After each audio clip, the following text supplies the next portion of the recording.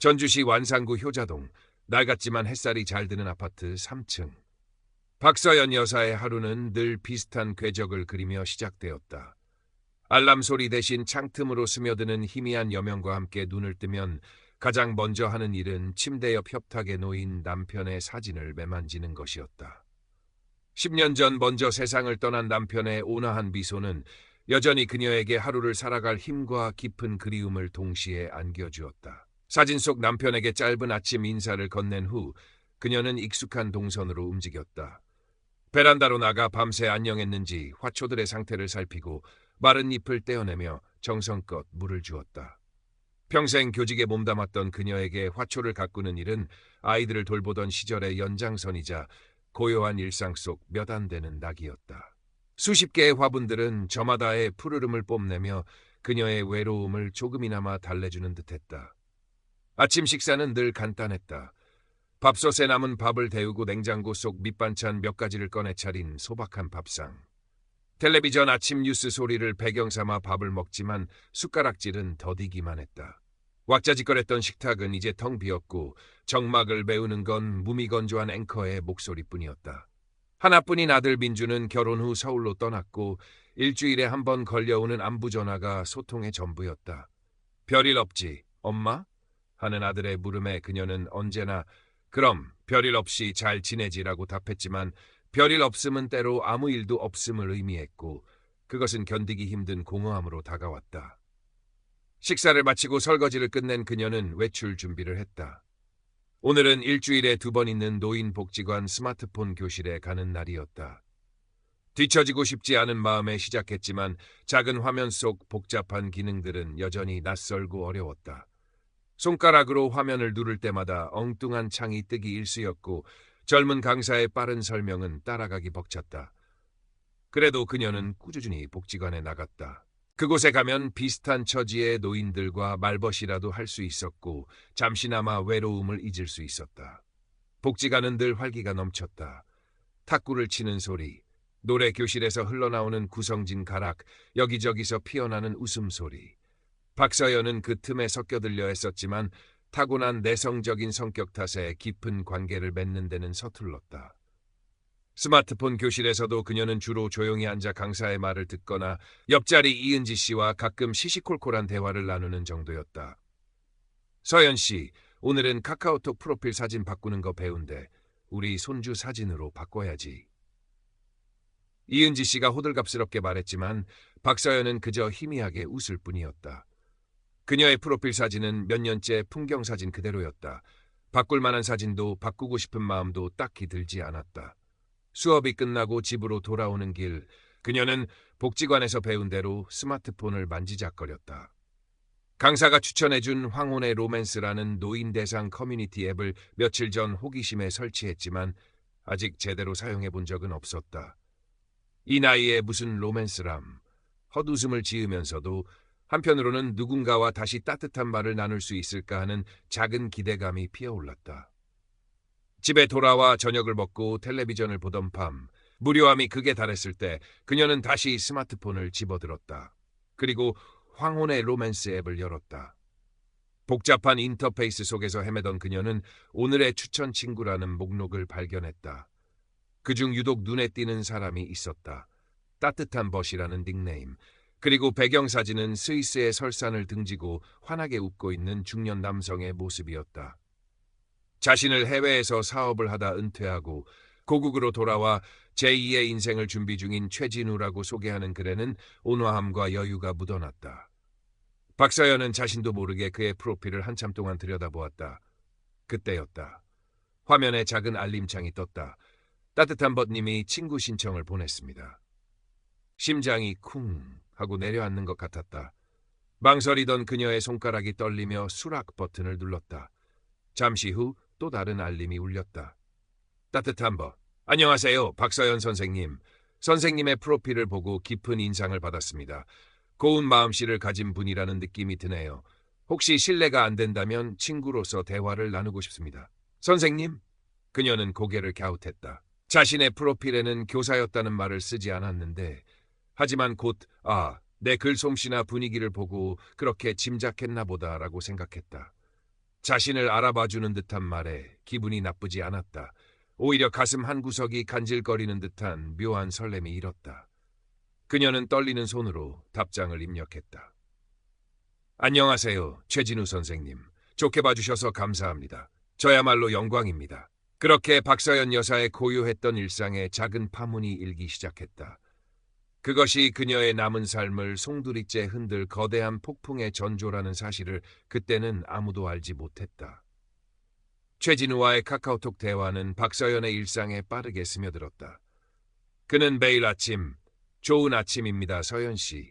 오늘도 행복한 하루 보내시길 바랍니다. 라는 다정한 인사로 하루를 열었고, 밤에는 편안한 밤 되세요. 꿈속에서라도 뵙고 싶네요. 라는 달콤한 말로 하루를 마무리했다. 그의 메시지는 마치 가뭄 끝의 단비처럼 박서연의 메마른 마음에 촉촉이 스며들었다. 그는 자신을 성공한 사업가이자 아내와는 오래전 사별하고 자녀들은 모두 출가시켜 홀로 지내는 사람이라고 소개했다. 박서연과 비슷한 처지라는 동질감은 둘 사이의 거리를 급격히 좁혔다. 그는 박서연의 이야기에 귀 기울였고 그녀의 작은 기쁨과 슬픔에 진심으로 공감하는 듯했다. 평생 교직에 몸담으며 느꼈던 보람과 고충, 남편과의 추억, 자녀에 대한 애틋함까지 박서연은 그에게 스스럼 없이 속마음을 털어놓았다. 그럴 때마다 최진우는 서연 씨는 정말 훌륭한 분이십니다. 존경스럽습니다라며 그녀를 한껏 치켜세웠다. 칭찬에 인색했던 남편과 무뚝뚝한 아들에게서는 좀처럼 듣기 힘들었던 인정의 말들은 그녀의 자존감을 채워주었다. 그는 종종 해외에서의 경험담을 들려주었다. 파리의 에펠탑 아래서 마셨던 와인 이야기, 스위스의 융프라우에서 느꼈던 장엄함, 뉴욕의 번화가에서 겪었던 에피소드 등 그의 이야기는 박서연에게 한 번도 경험해보지 못한 새로운 세계에 대한 동경심을 불러일으켰다. 서연 씨, 언젠가 꼭 함께 유럽 여행을 가고 싶습니다. 제네바 호숫가에서 백조들을 보며 함께 늙어가고 싶다는 생각을 했습니다. 이런 메시지를 받을 때마다 박서연의 얼굴에는 소녀 같은 홍조가 피어올랐다. 이 나이에 무슨 하면서도 심장은 주책 없이 뛰었다. 그의 프로필 사진 속 점잖고 매력적인 모습은 상상 속에서 더욱 근사하게 미화되었다. 저야말로 그런 날이 온다면 꿈만 같을 거예요. 그녀는 진심으로 그렇게 답했다. 아들 민준에게는 차마 말할 수 없는 비밀스러운 설렘이었다. 민준은 가끔 전화를 걸어왔지만 그녀는 최진우의 존재에 대해 입을 굳게 다물었다. 아들이 알면 엄마, 인터넷에서 만난 사람 뭘 믿고 그래요? 라며 핀잔을 줄 것이 뻔했다. 이 소중한 감정을 방해받고 싶지 않았다. 최진우와의 관계가 깊어질수록 그의 메시지에는 미묘한 변화가 생기기 시작했다. 어느 날 그는 갑자기 힘든 기색을 내비쳤다. 서연 씨, 사실은 요즘 좀 힘든 일이 있습니다. 베트남에서 진행하던 사업에 문제가 생겨서요. 믿었던 동업자에게 배신을 당해 자금이 묶여버렸습니다. 어머나 저런, 얼마나 힘드시겠어요. 제가 도울 일이라도 있으면 좋으련만. 박서연은 진심으로 그를 걱정했다. 며칠 후 그는 조심스럽게 부탁을 해왔다. 정말 죄송한 말씀이지만 혹시 급하게 융통해 주실 수 있는 돈이 조금이라도 있을까요? 세관에 묶인 물건을 찾아야 하는데 수수료가 조금 모자랍니다. 일주일 안에 바로 해결해서 몇 배로 갚겠습니다. 박서연은 망설였다. 평생 누구에게 돈을 빌려본 적도 빌려준 적도 없었다. 하지만 힘들어하는 그의 모습이 눈에 밟혔다. 설마 나를 속이겠어. 그렇게 점잖고 훌륭한 분인데. 그녀는 잠시 고민하다 아들 몰래 비상금으로 떼어두었던 200만 원을 그의 계좌로 송금했다. 정말 감사합니다, 서연 씨. 이 은혜는 평생 잊지 않겠습니다. 서연 씨는 제 인생의 은인이십니다. 그의 과장된 감사 인사에 박서연은 오히려 미안한 마음이 들었다. 더 도와주지 못해서 어쩌나. 그 사건 이후 최진우는 더욱 정하고 살갑게 굴었다. 그는 박서연을 내 사랑, 내 여왕님이라고 부르며 애정을 표현했고 함께할 미래에 대한 청사진을 더욱 구체적으로 제시했다. 전주 근교에 예쁜 전원주택을 짓고 화초를 가꾸며 손주들을 맞이하는 행복한 노후. 박서연은 그가 그리는 미래에 흠뻑 빠져들었다. 하지만 평화는 길지 않았다. 얼마 지나지 않아 그는 또다시 어려움을 호소했다. 이번에는 갑자기 심장병이 도져서 긴급 수술을 받아야 하는데 보험 처리가 늦어져 수술비가 부족하다는 것이었다. 그는 병실에 누워있는 듯한 사진, 흐릿하고 초점이 맞지 않은까지 보내왔다. 서연 씨, 제발 저를 살려주세요. 이대로 죽고 싶지 않습니다. 서연 씨와 함께할 날들을 꿈꾸며 꼭 이겨내겠습니다. 그의 절박한 호소에 박서연의 마음은 무너져 내렸다. 남편이 병으로 고생하다 떠났던 기억이 떠오르며 그를 잃을지도 모른다는 두려움이 엄습했다. 그녀는 망설일 틈도 없이 은행으로 달려가 정기 예금을 해지했다. 이번에는 1,500만 원이라는 거액이었다. 송금 버튼을 누르는 손이 떨렸지만 그를 살릴 수만 있다면 하는 생각뿐이었다. 돈을 보낸 후 최진우는 기적처럼 회복되었다며 다시금 감사 인사를 전해왔다. 하지만 그의 금전 요구는 여기서 그치지 않았다. 퇴원 후 몸을 추스르려면 요양 비용이 필요하다. 묶인 자금을 풀기 위해 변호사 선임비가 필요하다. 노후를 위한 마지막 투자 기회인데 딱 1억 원만 있으면 대박이 난다 등 그의 요구는 점점 더 대담해지고 액수도 커져갔다. 박서연은 그의 말을 의심 없이 믿었다. 그가 보내주는 온갖 서류 사진, 무엇인지 알 수 없었지만 그럴싸해 보였다과 달콤한 약속들은 그녀의 판단력을 흐리게 만들었다. 그녀는 남편이 남긴 유산과 교직 생활 내내 아껴 모은 돈을 모두 그의 계좌로 송금했다. 통장 잔고는 바닥을 드러냈지만 그녀는 불안감보다는 곧 모든 것이 해결되고 행복한 미래가 찾아올 것이라는 맹목적인 희망에 부풀어 있었다. 한편 아들 민주는 어머니의 변화를 감지하고 있었다. 전화를 걸 때마다 어머니는 어딘가 들떠 있거나 반대로 극도로 예민한 모습을 보였다.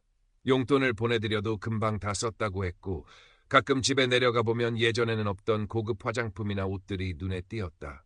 최진우가 선물해준 것이라는 어머니의 말에 민주는 고개를 갸웃했다. 엄마, 그 최진우라는 분 어떤 분이에요? 만난 적은 있으세요? 아직 해외에 계셔서 곧 한국 들어오시면 너한테도 인사시킬게. 아주 훌륭한 분이야.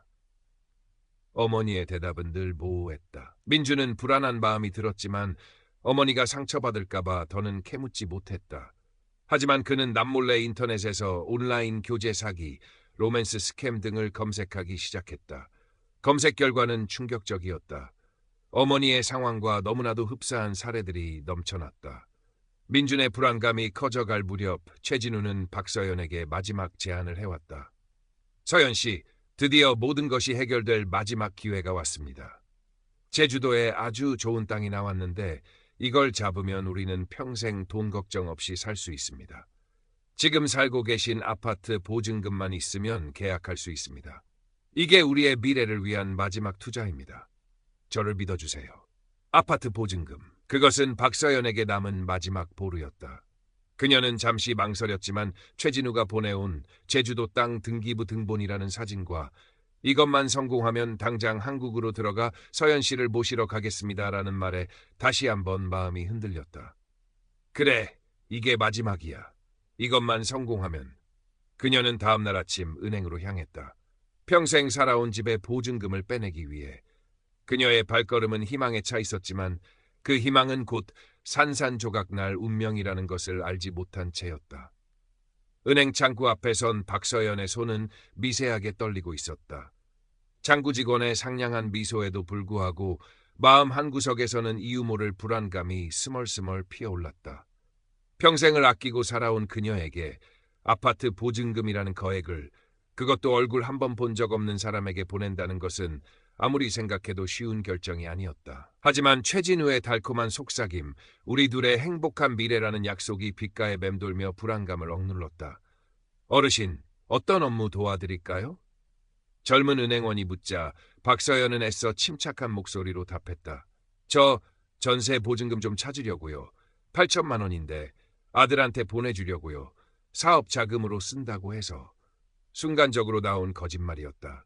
최진우의 존재를 숨겨야 한다는 생각이 반사적으로 튀어나왔다. 은행원은 컴퓨터를 두드리며 서류를 확인했다. 네, 어르신. 본인 확인 먼저 도와드리겠습니다. 신분증을 건네고 비밀번호를 누르는 동안 박서연의 심장은 더욱 세차게 뛰었다. 괜찮을 거야. 진우 씨는 날 속일 사람이 아니야. 스스로를 다독였지만 등줄기에는 식은땀이 흘렀다. 은행원은 잠시 고개를 갸웃했다. 어르신, 혹시 실례지만 거액을 인출하시는 특별한 이유가 있으신가요? 요즘 보이스피싱이나 로맨스 스캠 같은 금융사기가 많아서요. 저희가 예방 차원에서 여쭤보는 겁니다. 아니에요. 우리 아들한테 보내는 거라니까요. 무슨 그런 섭섭한 말씀을.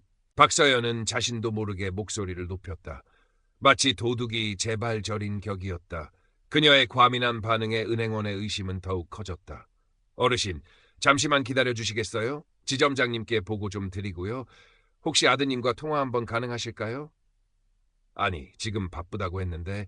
박서연이 당황하며 우물쭈물하는 사이 은행원은 조용히 수화기를 들어 어딘가로 전화를 걸었다. 그리고 바로 그때였다. 엄마! 은행 문이 거칠게 열리며 민준이 헐레벌떡 뛰어들어왔다. 그의 얼굴은 하얗게 질려 있었다. 민준아, 네가 여긴 어쩐 일이냐? 박서연은 화들짝 놀라며 아들을 바라보았다. 민준은 어머니의 팔을 붙잡고 애원하듯 말했다. 엄마, 제발 그만해요. 그 돈 절대 보내면 안 돼요. 무슨 소리냐? 이건 내 사업 자금으로. 거짓말하지 마세요, 엄마. 저 다 알아요. 그 최진우라는 사람 사기꾼이에요. 민준의 외침에 은행 안의 모든 시선이 그들에게 쏠렸다. 박서연은 얼굴이 새빨개졌다. 네가 뭘 안다고 함부로 말해. 그분은 그런 사람 아니야. 네가 뭘 알아? 엄마, 제발 정신 좀 차리세요. 인터넷에 쳐보세요. 엄마랑 똑같은 수법으로 당한 사람들이 얼마나 많은지. 그 사람이 보낸 사진, 그거 다 가짜예요. 민주는 스마트폰을 꺼내 어머니에게 로맨스 스캠 기사들을 보여주려 했다. 하지만 박서연은 고개를 저으며 외면했다. 자신의 믿음이, 자신의 희망이 무너지는 것을 인정하고 싶지 않았다. 모자 사이에 실랑이는 격해졌고 결국 은행원의 신고를 받고 경찰이 출동했다. 경찰서 상담실. 박서연은 멍하니 앉아 있었다. 옆에는 민준이 침통한 표정으로 앉아 있었고 맞은편에는 젊은 최경희가 안타까운 눈빛으로 그녀를 바라보고 있었다. 어머님, 저희가 최진우라는 이름과 계좌를 조회해봤습니다. 예상대로 대포폰의 대포통장이었습니다. 그리고 어머님께서 받으신 사진들. 최경희는 컴퓨터 화면을 돌려 박서연에게 보여주었다. 화면에는 최진우가 보냈던 사진들과 함께 그 사진들의 원본 출처가 떠 있었다. 스위스 설산 사진은 어느 여행 블로거의 사진이었고 점잖은 중년 남성의 프로필 사진은 사실은 20년 전 활동했던 중년 탤런트의 사진이었다. 병실 사진은 어느 드라마의 한 장면이었다. 등기부 등본이라는 서류는 조악하게 위조된 가짜였다. 모든 것이 거짓이었다. 그 다정했던 말들, 함께 꾸었던 미래, 그녀의 마음을 설레게 했던 모든 것이 한낱 신기루에 불과했다. 박서연은 화면을 응시하던 눈에서 힘없이 눈물을 흘렸다. 눈물은 뺨을 타고 흘러내려 무릎 위로 뚝뚝 떨어졌다. 그럴 리가 없어요. 그녀는 믿을 수 없다는 듯 중얼거렸다. 최경희는 마지막 확인을 위해 그녀에게 최진우의 번호로 전화를 걸어보라고 했다. 박서연은 떨리는 손으로 스마트폰을 들고 익숙한 번호를 눌렀다. 신호음 대신 차가운 기계음이 흘러나왔다. 고객님의 요청으로 착신이 정지되어 있습니다. 다시 걸어보았지만 결과는 같았다. 그 순간 박서연은 모든 것을 깨달았다. 자신의 어리석음, 헛된 희망, 그리고 되돌릴 수 없는 현실을. 그녀는 더 이상 눈물을 참지 못하고 상담실 바닥에 주저앉아 오열했다. 평생 모은 재산과 남편의 유산, 그리고 마지막 남은 자존심까지 모든 것을 잃어버린 노인의 서러운 울음소리가 경찰서 복도에 길게 울려 퍼졌다. 민주는 그런 어머니를 부둥켜 안고 함께 눈물을 흘릴 뿐이었다. 세상은 무너졌고 시간은 멈춘 듯했다. 박서연은 며칠 동안 식음을 전폐하고 방 안에 틀어박혀 지냈다. 창밖의 햇살도 베란다의 화초들도 모두 의미를 잃었다. 텅 빈 통장 잔고보다 더 아픈 것은 산산조각난 마음과 깊은 배신감이었다. 누군가를 믿고 의지했던 순수한 마음이 더러운 욕망의 제물이 되었다는 사실에 그녀는 스스로를 용서할 수 없었다. 내가 왜 그랬을까? 왜 그렇게 어리석었을까? 자책감이 밤낮으로 그녀를 괴롭혔다. 민주는 회사를 휴가내고 어머니 곁을 지켰다. 그는 묵묵히 죽을 끓여 내밀고 어머니가 잠든 것을 확인한 후에야 쪽잠을 잤다. 그는 어머니를 탓하지 않았다. 오히려 빨리 알아채고 막지 못한 자신을 책망했다. 어머니의 외로움을 알면서도 바쁘다는 핑계로 살갑게 굴지 못했던 지난 날들이 후회로 밀려왔다. 복지관 친구 이은지 씨도 매일같이 찾아와 박서연을 위로했다. 서연 씨, 힘내. 세상에 나쁜 놈들이 많아서 그래. 서연 씨 잘못이 아니야. 그녀는 박서연의 손을 잡고 함께 울어주었고 맛있는 반찬을 만들어 가져다주며 기운을 북돋웠다. 주변의 따뜻한 보살핌 속에서 박서연은 아주 조금씩 아주 천천히 현실을 받아들이기 시작했다. 최경위의 도움을 받아 경찰에 정식으로 피해 사실을 신고했다. 최경위는 범인을 잡기 위해 최선을 다하겠지만 해외에 거점을 둔 조직일 가능성이 높아 검거와 피해 회복이 쉽지는 않을 겁니다. 라고 솔직하게 말했다. 박서연은 이미 큰 기대를 하지 않았다. 돈을 되찾는 것보다 중요한 것은 이 끔찍한 경험에서 벗어나 다시 살아갈 힘을 얻는 것이었다. 어느 날 오후 민주는 어머니를 데리고 전주 한옥마을로 나섰다. 따스한 가을 햇살 아래 고즈넉한 한옥의 풍경은 박서연의 얼어붙었던 마음에 작은 온기를 불어넣었다. 엄마, 죄송해요. 제가 더 자주 찾아뵙고 더 많이 대화했어야 했는데. 민준이 낮은 목소리로 말했다. 박서연은 아들의 손을 꼭 잡았다. 아니다, 민준아. 네 잘못이 아니야. 다 내 어리석음 때문이지.